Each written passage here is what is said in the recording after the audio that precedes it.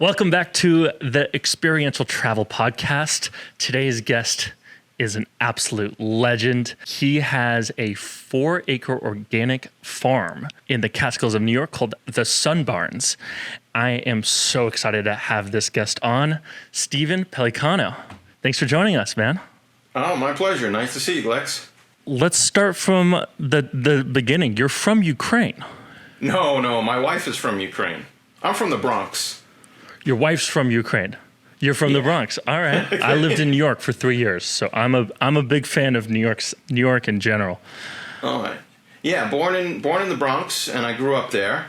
And when I was 7 years old, my dad started bringing the family, which is just me and my mom, up to the Catskills. So that's about 2.5 hours north of New York City.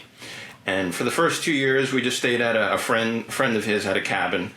And after 2 years, we just kind of liked the idea of going up to the country every weekend. And so in 1982, we bought our own place. And that is the place I'm speaking to you from now. That is the place where my cabins are located. It's all on my property, so it's kind of like the ultimate land hack. And we're in our 4th year, and everything's going pretty well. That's amazing. Okay, so when I talk to people about glamping, the first real part is the education part, right? It's learning about the glamping space, learning about glamping in general. How did you walk me through kind of your beginning parts of learning? So you moved to the Catskills, and you what stemmed the idea to do a glamp site? And how did you learn? It wasn't the initial idea. In fact, as late as 2019, I still hadn't even heard of the term glamping. And my wife, who I mentioned is from Ukraine, we married back in 2012.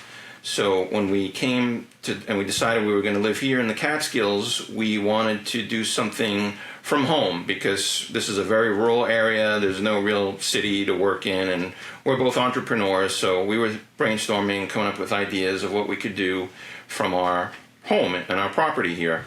And one of the first ideas was a farm, the organic farm. So that we had tried, and that was started in, say, 2017. And we built this big garden, and the second year we were going to build a greenhouse. So we started building the greenhouse, and after a couple of years it still wasn't finished. And by that time we realized it just wasn't an industry for us, even though we loved it. It was real hard to make money doing organic farming and selling at farm markets.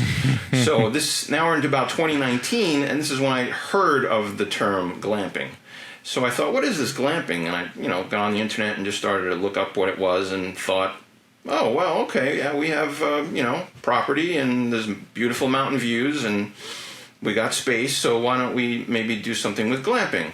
And since the greenhouse wasn't finished, we converted it into what we call the Sun Barn. We put a bed in there and the tub, and that's how it got started. And that was in 2019. So didn't really have much of an education in glamping other than, I knew what camping was, obviously, and if you just needed to make it a little bit more luxurious. So that's why we had the bed and the tub, and eventually we put a cast iron stove. So it was really kind of like the Cliff Notes version of how to get involved in glamping.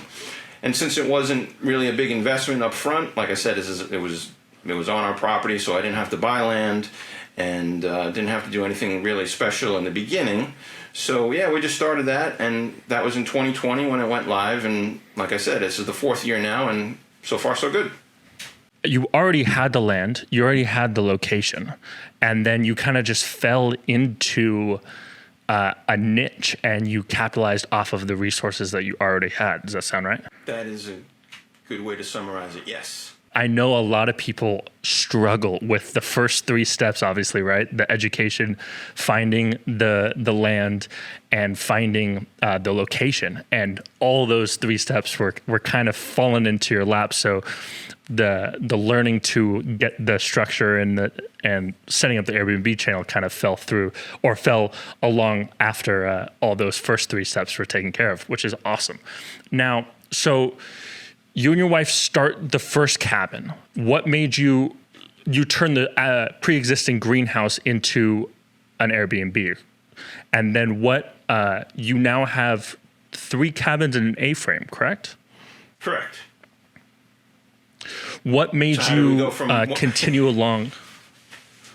Yeah. So walk me through what happened when turning the first greenhouse into an Airbnb to then getting the rest of the 3 units. Sure. I do want to back up a few steps because, I wasn't entirely new to the Airbnb platform.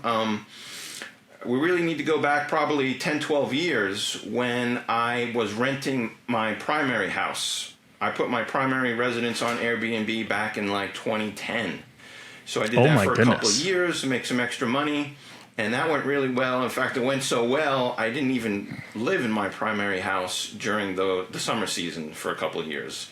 And but then when I got married, we couldn't do it anymore because... Where would you live when you were renting it? I have a close friend, my neighbor. She's a little old lady that lives just a half mile down the road in a big old farmhouse. So a lot of the times I just stayed in... She has like a loft. So I would just stay at her place. Or my mom lives 30 minutes away in a bigger town. So I would just go back and forth and just rent out the house for the whole summer. What an amazing getaway experience to while you're making money. Have you always been business minded? I wouldn't say I was always an entrepreneur. And to be honest, really before the whole Airbnb thing, I didn't really try to open a business or do anything on my own. Even though I had dreams of doing something like that, I always liked the idea of being your own boss and having your own company. But, out of school, I just kind of followed the regular path and got a job, and I used to do graphic design. So when I'm at this point where I'm renting the house, I believe I was still doing other jobs. I don't even remember what I was doing because... Again, I was in Europe for a long time and bounced back and forth between the States and Europe, so I didn't have a steady career after, say, the year 2000. So when the Airbnb thing was going really well, for 2010 to maybe around 2012 when I met my wife, so that was all great, but then we decided we were going to live in the house, so the Airbnb thing just kind of, that was the end of it. Couldn't do it anymore. Until, as with the story goes, 9 years later when I started to hear about glamping, and that's when we got the first cabin going. And because I had already a profile on Airbnb, I had good reviews, I must have had a couple hundred clients by that time, so it was still in the reserve. So when I made my new listing, I still had my profile, my old reviews. So when the Sunborn went live, it wasn't like a brand new listing. People could read my old reviews and see that I had high star ratings and everything. So it was very quick to take off. I didn't really have to wait around to build up a reputation. I already had that thanks to renting my primary residence back over a decade ago. Did you have a lot of your hosting experience come from renting out because hosting can have a little bit of a learning curve to it. Did you learn a lot about Airbnb in general and then hosting in general from your primary residence, and how has that helped being the owner of a 4-unit Glamp site? Yeah, that was a very helpful time to get the feel of what it was like hosting people in your home. But again, I want to back up the story a little bit because that wasn't my first experience in, say, the tourism or travel space. When I was living in Europe, I ended up working for a travel company. And I did that for 5 years. So my first real getting my feet wet in that space was when I was in Europe, and I was working for a travel company where we dealt with the flights and reservations and hotels and taking guests on excursions. So I had 5 years of that already under my belt, which was very helpful because then when I did my own here in the States for Airbnb, it was I wasn't nervous about it. I kind of was very comfortable first starting out, but it was different. Of course, it was much more personal, much more, it's your own house, number one. And, but being from New York City, most of the clients came from New York City. So I knew the type of people that were coming. I knew what they would find most pleasurable about staying here and set it up that way. So that all went really well. And then by the time we got to glamping, it wasn't much different, so it just sort of very slowly, like a snowball, just rolled itself to a bigger and bigger business. And so good that each year we added one cabin, and so we're up to the 4 now. The culmination of experiences from working in Europe in the hospitality market, then renting out your single primary residence to understand what it is to have your own type of asset that is cash flowing and can generate income, and then finally to turn it into a full hospitality space where you have a separate unit by itself that is strictly for Airbnb and running. That culmination is pretty awesome, and it's cool to be able to stack up those skills. I know that I started in the marketing, so my ability to take photos of properties drastically helps me in my business now. So it's awesome to see how you're able to stack up 5 years of being in hospitality in Europe, and then a couple years. You said a couple years renting out your primary before you got married. Mm-hmm. Yeah, 2 to 3. And then 2 to 3. I love that. That's awesome. So then we're now in 2019, and you built that first unit yourself. How did you get that first unit? Well, again, the original concept was just to have a greenhouse. So we had a pretty big garden that we made in our field, a couple of maybe 25, 50 feet from the house. So there was a big garden area. And the first year we did the organic farming, everything went great.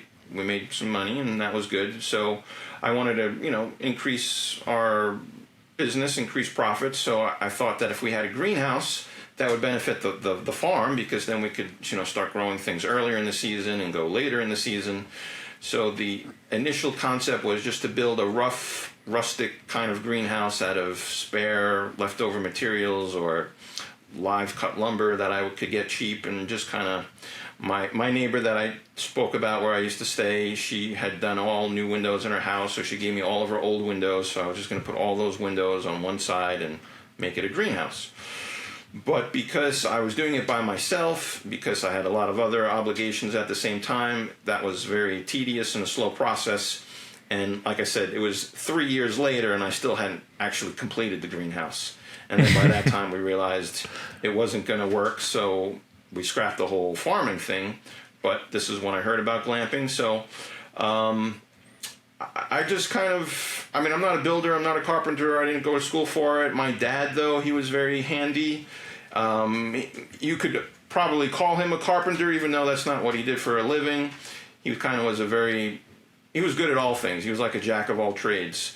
So when we had first bought our home here back in '82, it was just sort of like the shell of a house. And over the years, he finished off the bathrooms, all the carpentry that had to be done. He added 2 large decks to the house. And just as a kid, I watched what he did, and he'd say, "Come help me today," and I'm like, "Oh, I thought I was going to go play with my friend," but so I'd have to go stand there and watch him do stuff, hand him a hammer, hand him a nail. So I kind of learned the basics of building. So yeah, when it came to the greenhouse, I just kind of used what I knew. I might have went to YouTube a little bit, but not much, because it was a very basic building. Just beams together, roof on top, that was it. So it's very primitive structure. Why people like it so much, I'm not sure. Maybe because it looks so strange, or it is so primitive. But that's probably one of the better things that catches people's attention, is that. And I call it a barn because that's what it ended up looking like. Like, it wasn't certainly a cabin, and because it had all these windows on one side, it was kind of a weird thing. But to me, it looked like a barn in the end, so that's why we call it the sun barn, because with all the windows letting the sun in, and if it's a barn, okay, that's what it is. That's how it got the name. Is there a bathroom inside the unit? No. My solution to the whole bathroom situation is simply we have porta potties for each cabin. So after the first 3 or 4 months, when we first made it live, I made like a little composite toilet, just a bucket under a wooden box, basically, and not knowing how things were going to go. But when things started to go well pretty quickly, that was the first thing that I scrapped and said, well, what could we do? I wasn't going to put in a septic system or anything like that. So it just seemed like an obvious good choice would be just have a porta potty company bring a unit. So that's what we did like halfway through the first year. And just as I added cabins, we just called the company and just got a new unit to match each cabin. And people seem to like it. I've given some interviews to other podcast hosts like you, and they were like, "Wow, I never thought of that." I'm like, it seemed like a pretty easy choice, obvious choice. So that's how we get around. That's our solution for the bathrooms. Awesome. And then showers? For showering, bathing, 3 of my 4 have bathtubs. Now, there's no running water. Okay, great. What we do is we collect water from the roof of each cabin. We hold it in a large tank or one of those 275-gallon totes. And they have access to room or air temperature water whenever they want it. They could fill up the bathtub. And then I found they're like camping, they're called camping shower bags. So it looks like a kind of a backpack. And you just fill it up with water, and it has a little hose and nozzle. You can hang it like from a tree, or we hang it inside the building above the bathtub, and you can take like a quick shower if you want to do it that way. So we give people a couple of options about taking a bath if they want to take a quick shower. And in the colder months, because again, initially I was only going to run my cabins in, the main summer season, but when you see it's going well, you want to try to figure out how to make things go longer and start early in the season, go longer in the season. So I was trying to experiment how we could offer hot water, and the best solution I came up with was I just purchased a bunch of kind of big commercial size coffee machines. So they hold like maybe 2-3 gallons. So I bought a bunch of them, and then I just plug them in before a guest arrive. And then I can line up a couple of those by the bathtub and say, these are boiling hot water. You just dump it in the tub with the cold water, and you can have a semi-warm bath this way. Oh, that's awesome. What a great strategy. That brings me to my next question. Are you guys, it sounded like you guys started as seasonality, but then are pivoting now to, are you guys full year? Oh, no, not a full year. We could never be a full year. The winters here are very rough. In fact, we're a couple of miles from 2 pretty big ski resorts, so it's kind of a ski town in the winter months. But, oh man, the snow flies here and the temperatures drop here. Nobody's going in a porta potty when it's 15 degrees out, I'm sure, and everything freezes. So no, we go from like May all the ways to October, maybe November. I see what the weather is like early November if we stay open or not. So it's still seasonal, but nice. Even temperature-wise, there's a big difference between April, May, and June. Like that's a big swing right there. So after the first year, we put a cast iron stove in the original greenhouse sun barn, just because we could get people then like 2 months earlier and go 2 months later than we had been. We talked about your first unit. Walk me through unit 1 to getting to unit number 2, your strategy behind choosing the type of unit, and then how you were able to get it up. The idea, or when we decided we were going to go with a second unit, I definitely wanted something that was not like what I had just built, because what I had built was not intended really to be what it was. So my idea, and as I understood more clearly what glamping was, glamping is this glamorous version of camping. So, this barn and everything all, in different shapes and sizes, and it's not insulated well, and it's drafty. So the next thing we have to build has to be something proper, something like a tiny house.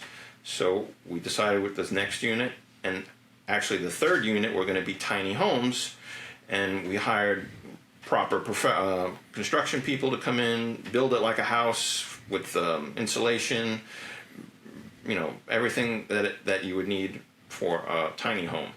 So that was the thought process of that, and that also got me off the hook of trying to build it myself, because it would have taken me another 3 years.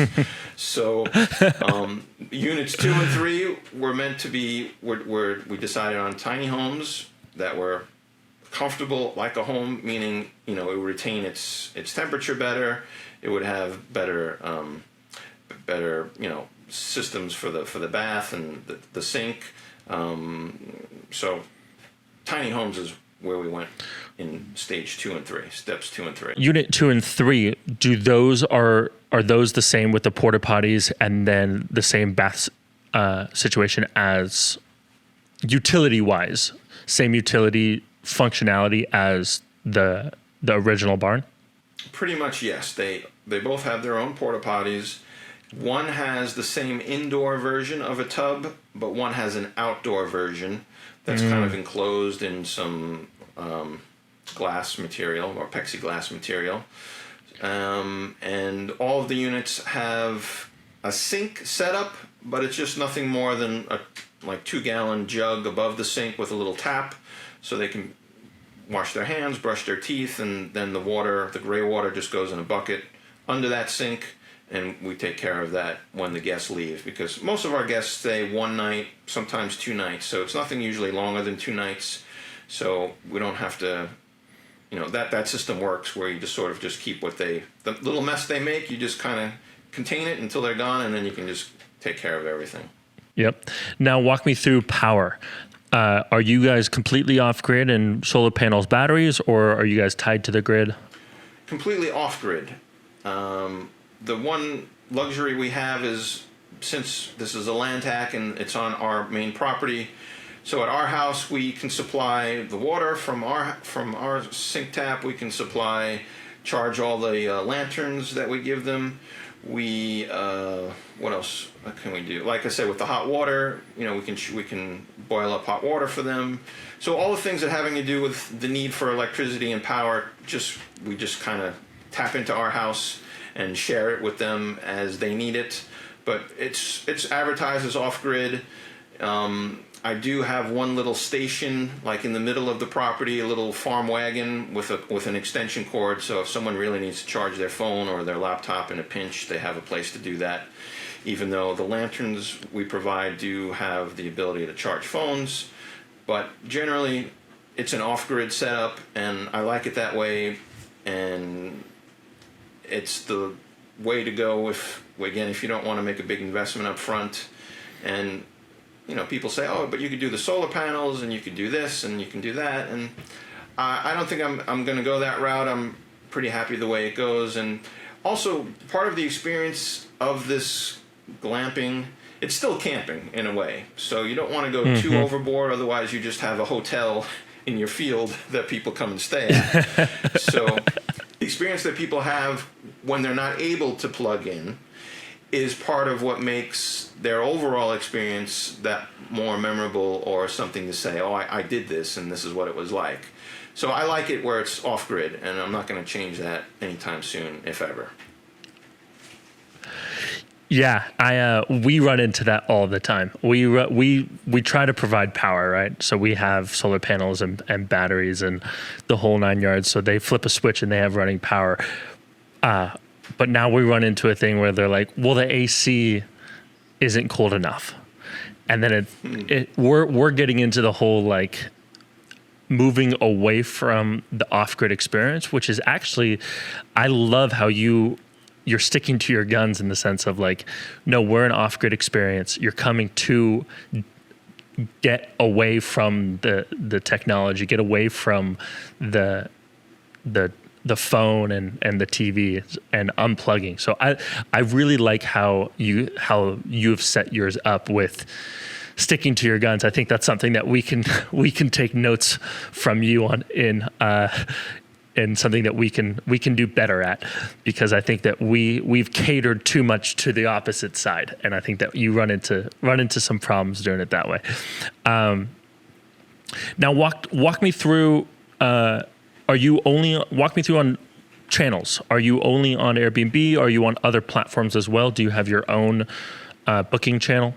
I don't have my own booking channel. The funny thing is, when I first started over 10 years ago, I was on the platform called HomeAway, which now is Vrbo. And Airbnb was just this little company coming out at that time. I remember I was getting 95% of my bookings from HomeAway Vrbo, and I thought, oh, I'll just use this Airbnb thing. It's up and coming, and let's see how it goes. So, yeah, that was like 2009, 2010, and now it's completely opposite, right? Airbnb, I'm getting 95% of my bookings, and Vrbo, it's just not, doesn't work for me. I don't think it works that well with the glamping industry anyway. I think that clientele is more into, big houses and big vacation destinations, Orlando's and whatnot. So yeah, Vrbo. And the one thing that I don't know why it's so bad is I just get spammed on Vrbo all the time. Last year was a lot worse than this year. I think last year I had maybe 12 inquiries, and 11 of them were just the same spam story. Like, oh, you have a great place. We'd love to stay for 2 weeks. And I'm like, I only let people stay maximum three nights, so I know it's not real if you're saying you want to stay 2 weeks and your company is going to pay for it. So, and the whole thing with my own booking platform, about 3 months ago, I did sign up with a particular company, well known, and just after the 3 months, I didn't like it. And it's not that I knew I wasn't going to get bookings from it, but I wanted to start to build my own, avenue for making bookings, because we know what's going on in the industry. And as we all know, 2023 is turning out to be a pretty rough one. So I'm just kind of focusing on, the most important things, which is my cabins, my guest experience, and just taking the bookings that I'm getting on Airbnb. But we'll see what happens in the future. Yeah, we found that we're definitely getting, I know it's July right now, 2023, and bookings have slowed down for us. Do you see that as well? Yes.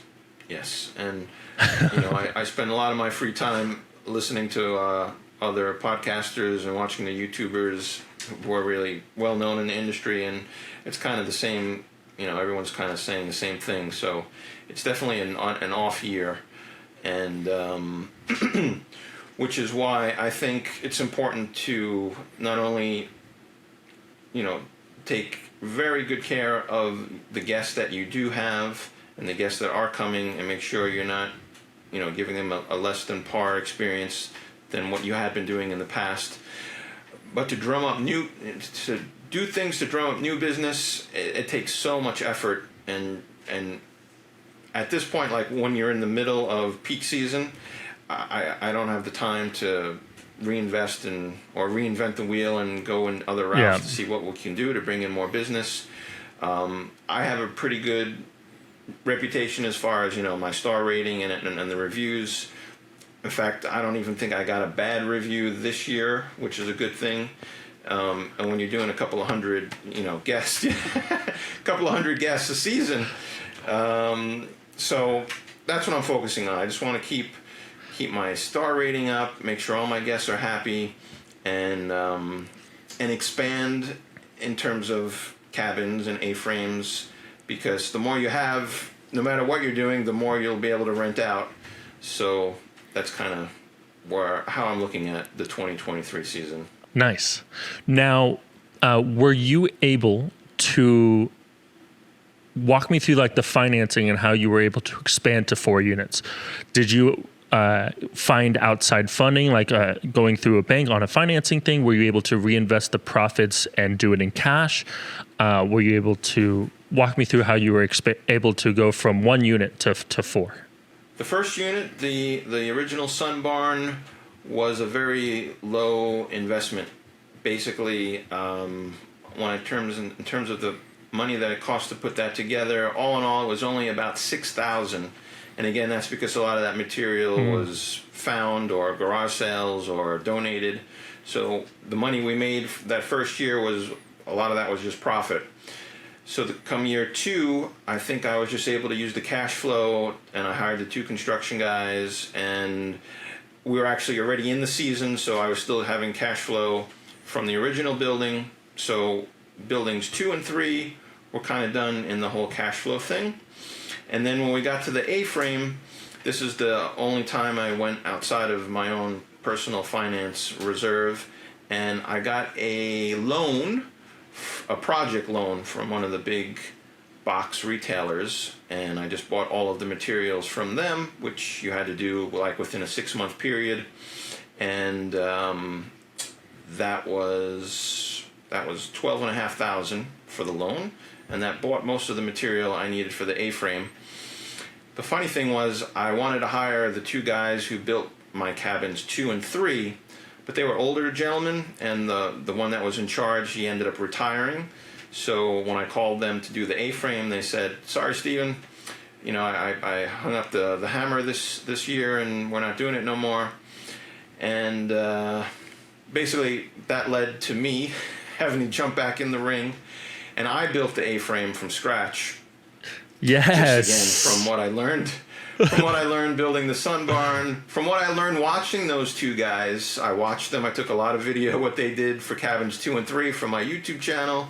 So when it came, even though I was disappointed because I knew it was going to take me a while, and it took me 17 months to finish the A-frame.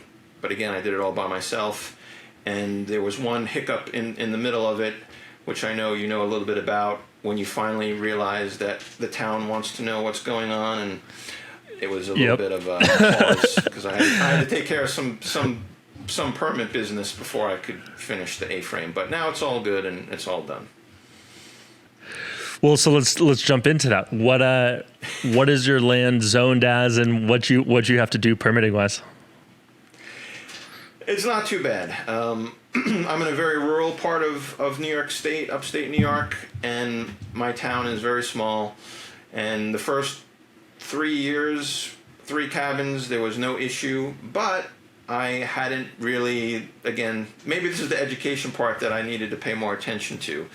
So I knew that if you had a building that was smaller than a certain square footage, there basically wasn't really anything you needed to do.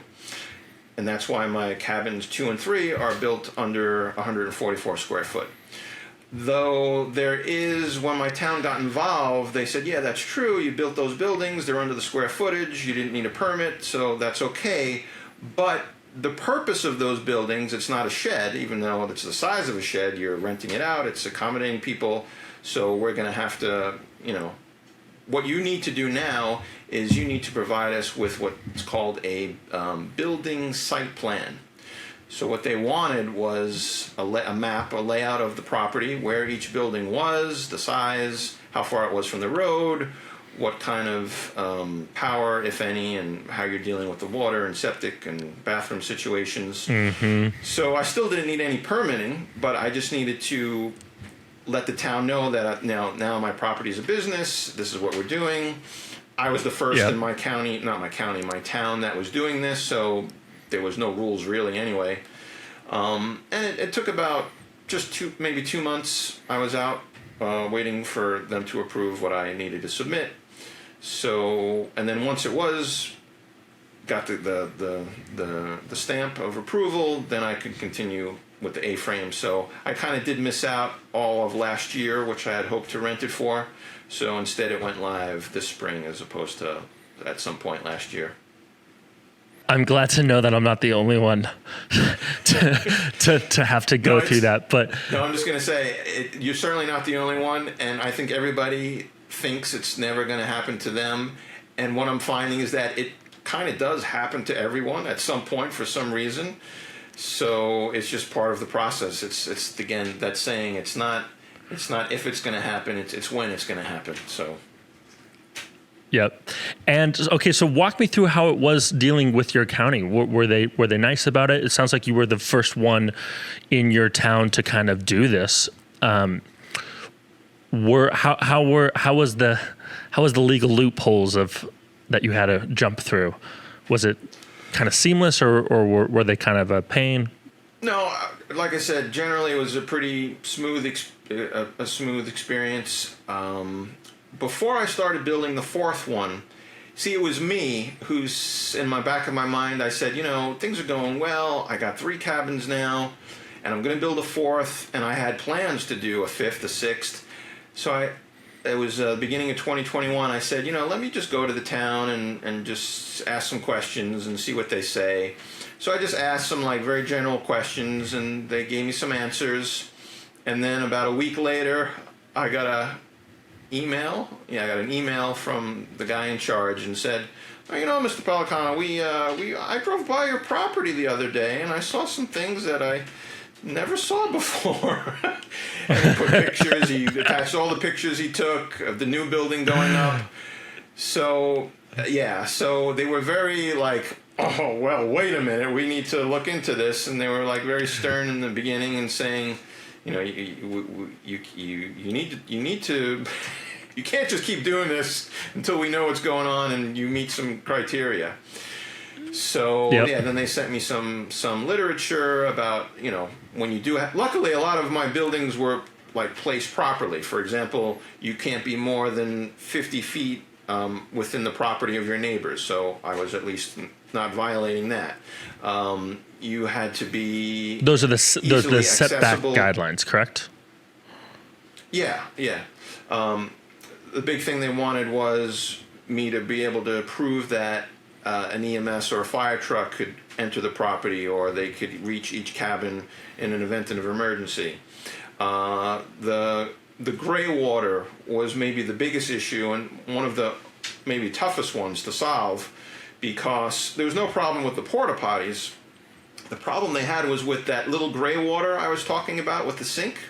Mm-hmm. So I was just, you know, a little 5-gallon bucket, whatever water was in there from brushing teeth and rinsing, washing their hands. You know, at the end of when they left, I just took it and just dumped it in my grass or in the forest or something, because it was never like more than a gallon.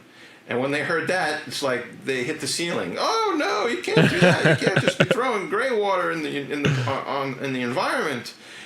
And I don't know if you've seen pictures of where I live, but there's nothing but forest, and it's just miles and miles of wilderness. But anyway, so I was really stuck on that for a while. I thought, what am I going to do? So the solution simply was saying, well, what if I took that gray water and just dumped it in the porta potty for each building? Is that okay? And the town said, yeah, that seems like a good solution. However, but your porta potty company needs to know you're going to be doing that. So we need a letter from your porta potty company stating that it's all right for you to add sink water to each unit, and that they have no problem with that. So that's what I did. Then the porta potty company wrote me a letter saying it's okay if a little bit of gray water from a sink is added. And that was actually the biggest thing that I had to overcome, was figure out my goodness little tidbit. What a phenomenal workaround and solution to that. I feel like 90% of the things that come up, if you just sit down and think of basic ways that you could solve the issues that do come up, I found that if you talk to the county just like a normal human being and work with them and willing to work with them, they're willing to work with you as well. So what a phenomenal solution that is, to just put it in the porta potty and get it hauled away. I mean, that's extremely clever. That's something that I wouldn't have thought about it. We repurpose our gray water in flower gardens. So we filter it out and repurpose it. We tarp it so it doesn't hit the actual soil of the ground. So our flower beds are tarped underneath and then soil, and then it goes into that flower garden. So it's never hitting the actual ground surface soil. And that's how we do it right now. But, you know, the city might come back to us and say that's not allowed either. So, and then we'll find a new solution, after that. That's awesome though. So, your turnovers, do you manage all of your cleans yourself? Yeah, you're looking at the dream team right here, my friend. Yeah. We do one-stop shop. One-stop shop. We manage it. We do all the emails, do the cleaning, do the maintenance, do the landscaping.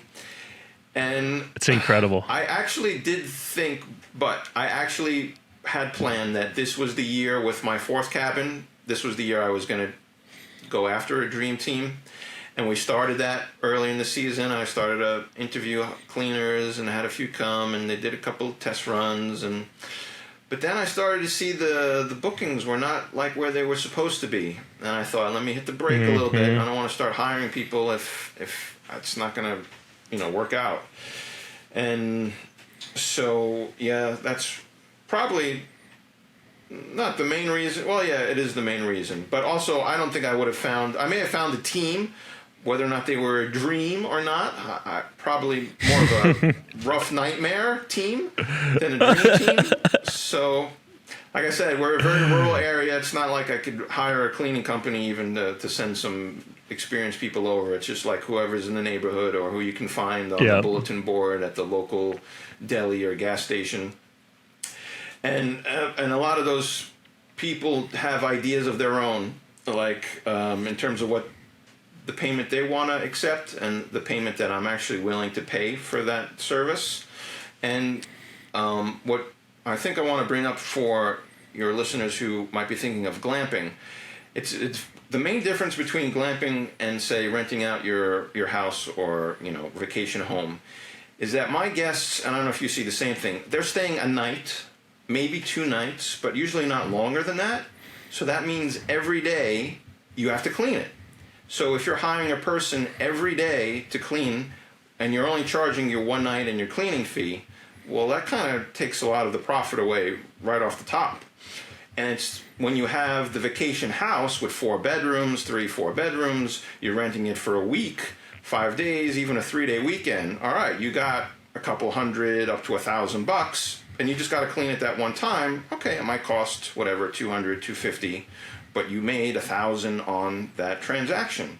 When you're doing glamping, $100, $150 a night, you're in that range, and then you got to pay a cleaner $50 each time. As the business owner, that's not the right path, but when you're the cleaner, you don't see it that way. So it was going to be a hard sell to figure out. Luckily, I didn't have to spend a lot of time on figuring out the best way to go about it, other than just go back to the original dream team. And so this year is just still numero uno. And my family. My wife helps a lot. My mother-in-law helps a lot. She does a lot of the outdoor. She runs the gardens, takes care of the plants. I do all the big lawn maintenance stuff. My wife helps out a lot with the cleaning and the laundry. So it's definitely a family business, and therefore, but you know what? Because of that, that's why we have the reviews we do. I don't care how good of a cleaner you get or how much you pay them or what percentage they get. It's never going to be as good as you can do it, especially on the small scale.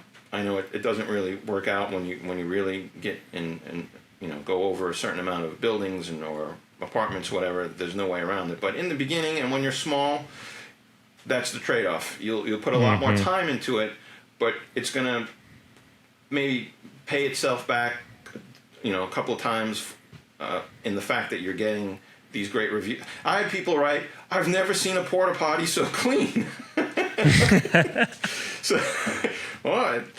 So that's great. So then, because that's a big thing where people are hesitant to try glamping. They're like, "Oh, there's no bathroom in the cabin. It's a porta potty." So I was so happy. I think 2 people wrote such a thing. I was like, great, because now other people will read that and they'll be like, "Oh, I guess it's not so bad. We'll give it a try." I also feel like when you do it yourself, no one's going to care like you care. No one's going to put the attention to detail that you're going to put there. So I think that there is so much value, especially since it's on your primary residence, that there's so much value that you can add as the owner to make each reservation as special as possible. Now, I feel like you've already answered this, but do you don't use any softwares to help you out either? No, I just use what Airbnb gives us. And what helped out a lot was when the quick replies, they had that set up for a while. So the quick replies is very nice, and I use that a lot. So that's almost like my automated messaging service. But what I like about it, and what I hate, what I think people, they're missing out on that whole, the personal touch. So when you start to automate things, and as soon as a person makes a booking and they're getting that automatic message, "Oh, thank you, Jane, for booking da-da-da-da-da," and you go through the same thing. So what I've done is I've written out my own little messages, and I read, of course, what they wrote as their introduction message to me, and I pick out one particular thing about it that's personalized from their end. So if they happen to mention, we're coming for our first wedding anniversary, or we're coming for my boyfriend's birthday, so I'll just send them the same message, but I'll just add one personal point so they can see, oh wow, this is he's really answering me back, because a machine wouldn't, at least not yet. The AIs can't. Maybe they do, but not in Airbnb. But so I like the fact that I take care of the messaging myself. This way I know exactly who's coming, when they booked it, what special event they might be here for. I'm able to answer and show that I'm actually reading their message to me and paying attention. And then on top of it, then once they do arrive, if they said, oh, we're coming for this anniversary or something, then on the little message board where I welcome each guest, I can put that like happy first anniversary or happy birthday, Jack. So that's why I don't get involved with, again, numero uno. Stephen, that is such a great pro tip right there. I mean, I love that as a pro tip of being able to customize that first message to make it extremely personal to each reservation. So, I mean, you're starting off the top with each guest, letting them know how much it means to you that they're staying. I feel like that personal touch really sets the tone of their reservation, and I that's such a great pro tip for anyone wanting to start their glamping business. Whether you do use an automation service, regardless, throwing in that little touch, that little nuance to let them know that you care from the beginning, I think is such a great pro tip. Moving forward, I wanted to talk to you about the Ukraine refugee program that you guys do. I was reading a little bit about it. Could you touch a little bit more on what that is? Sure. So shortly after the Ukraine war started, Airbnb offered hosts to join this program where we could donate a portion of our profits to go to the efforts to house up to 100,000 Ukrainian refugees. And since my wife, Elena, is from Ukraine, of course it has a very personal touch for us as a family, and we jumped on board on that real quickly. I think it's morphed a little bit now. It's not maybe necessarily, I mean, I don't know if they reached 100,000 or not, but before that there was another, what was the other major thing? There was a big other migrant crisis. I forget if it was when Syria was going on, but I think Airbnb sort of now kind of puts everything in one package of, if you want to participate in the program, we're going to be sending the money and helping house people from, emergencies all over the globe. So I don't know if it's specifically going to that cause anymore, but we stayed on board, and we do say that whether or not it's, specifically for Ukraine at this point. But as a host, you will get a little, they don't make a big deal about it. You have in your profile, I think it may just say, now we're part of like the global effort to help refugees or something. So we continue to do that, and I think it's a nice gesture. And absolutely, hopefully Airbnb is doing what they intended to do with that, because a lot of, charitable organizations are infamous for not necessarily getting the money that they collect to the people who actually need it. And so I'm hoping that Airbnb is doing that, and so we're still continuing to be part of that program. I hope so too. So last thing I kind of wanted to touch on was that it's called the Experiential Travel Podcast for a reason. I believe that the opportunities that we're doing isn't just a place to sleep at night. It's not just a place to vacation like a hotel. What we're offering is an experience. We're offering for people to unplug, to put their phone away, to hang out with their loved ones and create long-lasting memories with their family or friends, and really focusing on the experience. I was reading a little bit about your wife, and that she started a design your own perfume experience that you guys do. Do you guys still operate that? And what is that? Yeah, so when, I think it was even before we started glamping, Airbnb came out with that experience opportunity.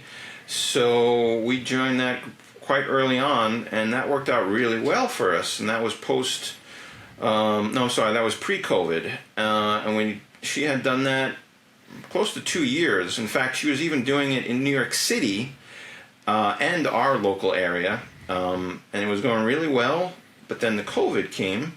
So all Airbnb experiences got shut down with everything else. And then when things started to open up again, that was not an experience that easily regained its traction because, again, who wants to be with other strangers smelling things in a room or a place? So it didn't really ever get back to the way it was going before. And I don't know if you know this, my friend, but Airbnb is kind of phasing out their experiences. And I know this because a couple months ago, I was going to add an experience of giving a tour of my tiny glamping village. So I figured during the week or in the summer, I could even give little tours, and that could help maybe promote bookings. So when I applied, a little message came up and said, "Oh, we're pausing new applications for Airbnb experiences. Please check back soon." And then I thought, oh, this is odd. So I tried to do some reading and see what was going on. And what I found is Airbnb it's not a profitable endeavor for them anymore, or never met the expectations that they were hoping.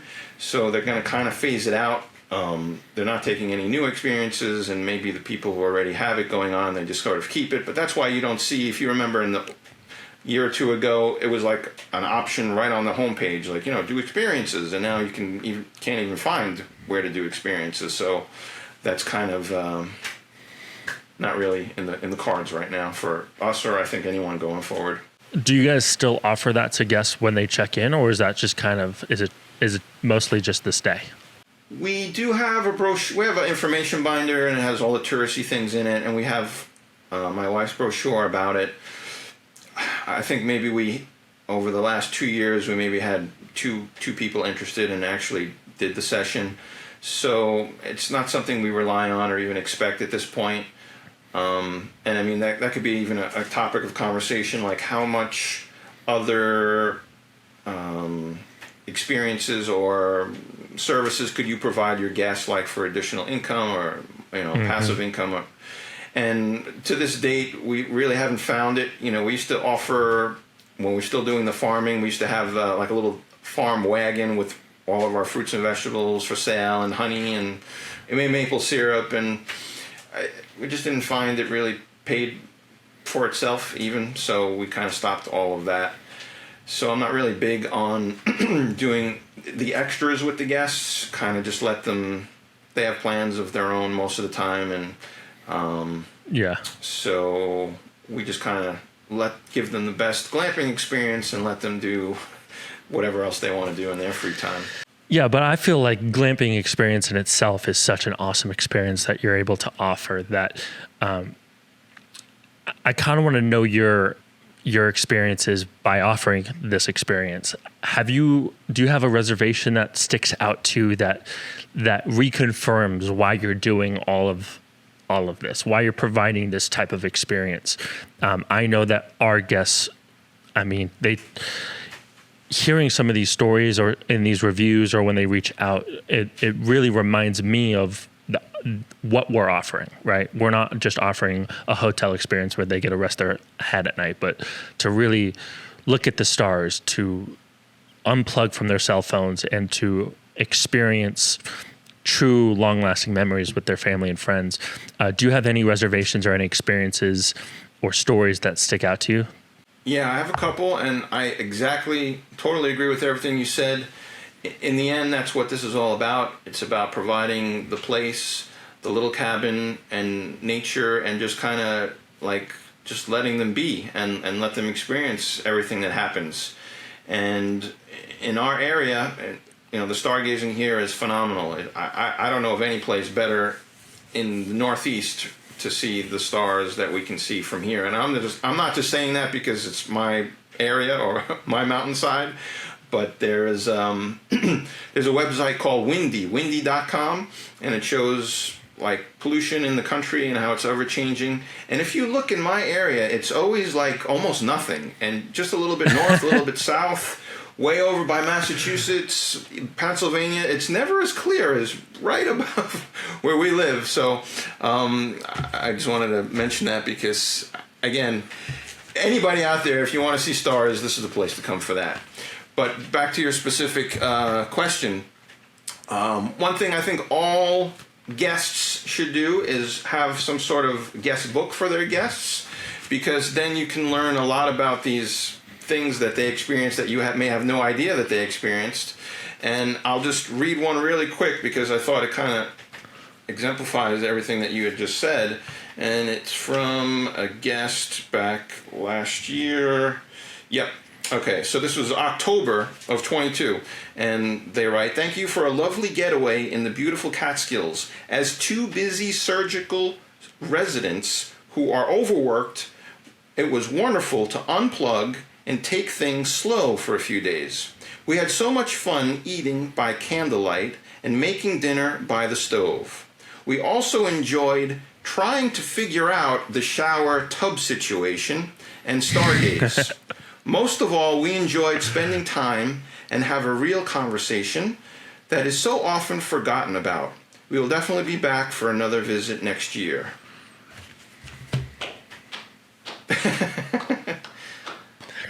Stephen, I can't. It gave me goosebumps. It gave me goosebumps. I can't. There's no words that you can say to explain what you've done for those people and how incredible of an experience that you have done so that these people can enjoy it. I mean, it's remarkable. Thank you, Lex. We try here. Yeah. And and that's you're trying one, and succeeding. Definitely trying, succeeding. Okay, yeah, we're succeeding, but we always want to do better, right? Any good entrepreneur, any business owner, you always want to push the envelope. You always want to improve. You always want to give that extra, special touches here and there. And actually, even this book was just like kind of. This goes back to the original Sun Barn. So now we got really nice ones with like gold and So it looks more that's a guest book. This was just sort of like, let's just see if people will do it, like, and they do. And it's great. And certainly there are one other thing I do want to mention, which I think can be very helpful for, those thinking about starting or getting involved. It's not what you learn and the experience that the guests have, when they're staying and when they depart, but when they arrive. And the fact that we do live here on the property, that gives me the opportunity to greet every guest in person. The minute they pull in the driveway, I know it because I can hear the cars go by. It's not we're on a dirt road, so if a car is going by, a car is going by. And if it is, it's usually one of my guests. So to meet every guest in person after you've had that personalized exchange of the emails in the beginning, and just to kind of get the vibe of what type of person they are, like how sociable they are, how much maybe they just kind of want to, be here to reflect on something. If you can sense what kind of mood or vibe that your guests have when they first arrive, and you match it with yourself. Like if they're very enthusiastic, well then you be the same, and then I say, hey, do you want to see the other buildings? The guests haven't arrived, and then I show them the other cabins. Or you can see sometimes we have solo travelers who are just coming because they just need to get away, they need to meditate. So you kind of match up who the person is, and you greet them in that same kind of way, and then all right, we're going to give this group space. Or then you have the people who say, we brought a whole bunch of food and drinks. Come on down to the cabin later. We'll hang out. So then you do that, and you share the experience with them. So there's a lot of different ways it can go, but you're not going to know unless you're the one who greets them and interacts with them in the beginning. So again, for all those people who hire co-hosts or do it, have self check-ins.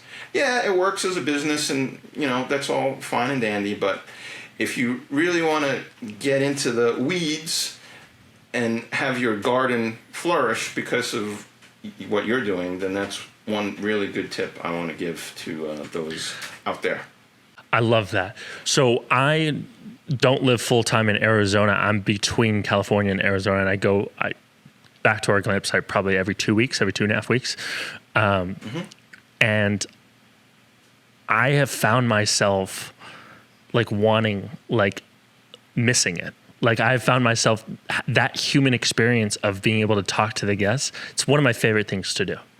One of my favorite things to do is we let them get settled in and relaxed a little bit, and then we come around like 7 or 8, and we swing by and introduce myself and ask them if they need anything. And there's nothing that I enjoy more than pulling up to one of our units and the bonfire's going, the barbecue's cooking some steaks, and they had some music going, some drinks being poured, and seeing them create and add to the experience that we've already provided, but they put their own little touch in there, and maybe they'll hang up a couple of their own lights, or they'll have their car lights on, and it's so much.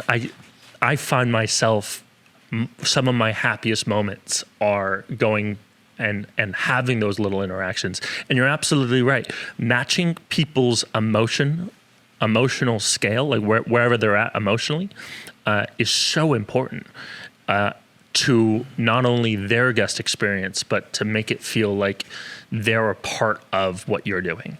And I think that what you said, I couldn't have said that better. Like, being able to read them quickly, pick up on the little nuances. If they're a little shyer, then maybe be a little more reserved with them, or if they're really outgoing, then matching their enthusiasm. I think that's such a great note, Stephen, that I think everyone should practice, because I know that it takes some time. Not a lot of people can do that well. And so I think that being able to practice that and drill that over to make sure that you got it down is important as well. Very, very much so. And again, I probably had the advantage if we talk about my experience again in Europe. So that was 5 years of meeting guests from all different parts of the world, different nationalities, and then when I did it myself in my home the first couple of years. So I did have a lot of practice. So it does take time. It does take time, but it's a great skill to have, because it's so beneficial to you, to the guest, to the overall experience, and then in turn your business. So people skill. This is a person business for sure. No matter how involved you are with the guests or not. So just keep that in mind. But it also pays off. I mean, it pays off not only financially, but it pays off emotionally. I know that it makes my day seeing other people's have a good time and enjoy the amount of work we put into our business, and seeing them enjoy it is such a great payoff for us as well. I'm sure it's the same thing for you.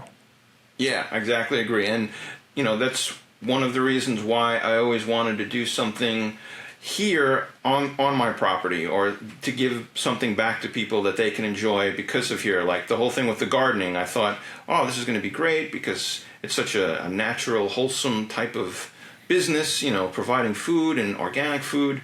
So I was a little disappointed when that didn't work out so well, but in a way, the glamping is almost the same thing. People are coming, they're borrowing your resource for a little time, and having these great experiences with the night sky or the cooking or just being unplugged. So, you as a host really can feed off of that and get a lot of satisfaction and energy yourself. Like, I don't get to take many vacations, especially in the season. So when I do see people and guests come and I greet them, I almost kind of put myself in their position, like, oh man, I hope they have a great time, because I know how great a time it can be here. And especially when they're giving you the feedback that they had a great time, it's like, yeah, good, yo, right on. Oh, I love that. Well, I want to thank you so much for joining me on this podcast, and I wish you nothing but success. And I want to again acknowledge the amazing job that you have done, you and your family have done on your spot and the experience that you're offering for your guests. I mean, it's incredible. So I want to commend you and I want to acknowledge you on what a phenomenal job you have done. Thank you very much, Lex. Thank you very much for inviting me to be on the show. I appreciate it a lot, and kind of feel like we're soul brothers in a way, because it kind of seems like our journey has had some parallels to it. So I wish you much more success going forward, and I hope to see you in person one day, maybe at like one of those big glamping shows or something.